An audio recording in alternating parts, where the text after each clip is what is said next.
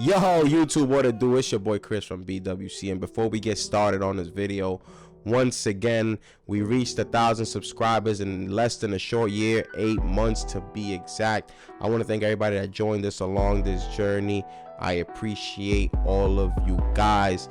Today, on our unbiased topic, we're talking about, did Ryan Garcia quit this past Saturday against Gervonta Davis after suffering a left hook pinpoint accuracy on the liver? As you guys can see, when he takes the punch, it was a late reaction, and he backs up. He takes a couple steps back, he takes a deep breath, he takes a knee, and you can see the blood trickling down from his nose.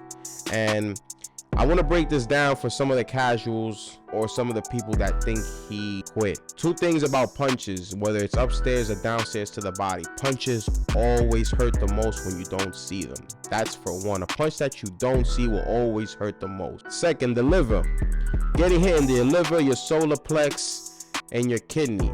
Get hit in those three places. Those three places have a late reaction to the body.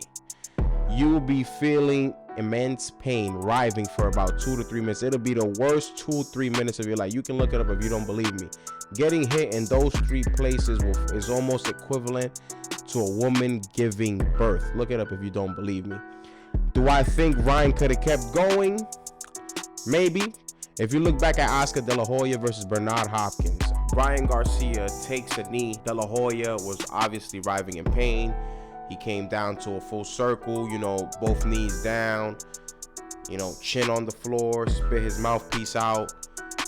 So a lot of people were feeling that Ryan Garcia could have made the count due to the fact that he was on one knee, or he could have done, a boxing slick term, spit out the mouthpiece real quick on a 7/8 count, got up on a 7/8 count, spit the mouthpiece out, which would have been probably good, give him an extra 3 to 4 seconds, which would still probably would have put him on a highlight reel, but I think maybe people wouldn't have think that he quit.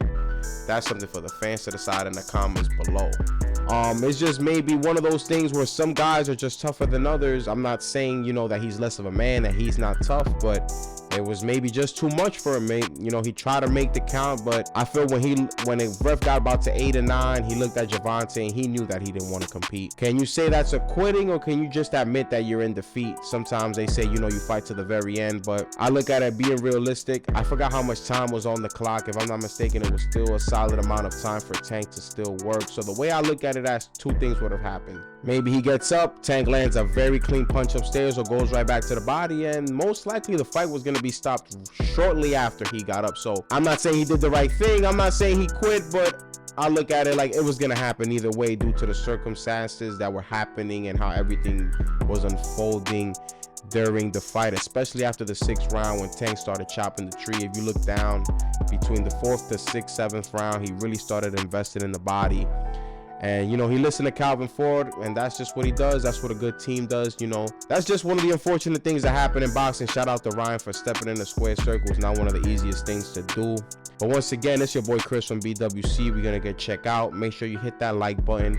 Make sure you hit that subscribe button. Keep tuning into the work. You know what to do. Keep it 8 more than 92. I'm going to see y'all soon. Peace.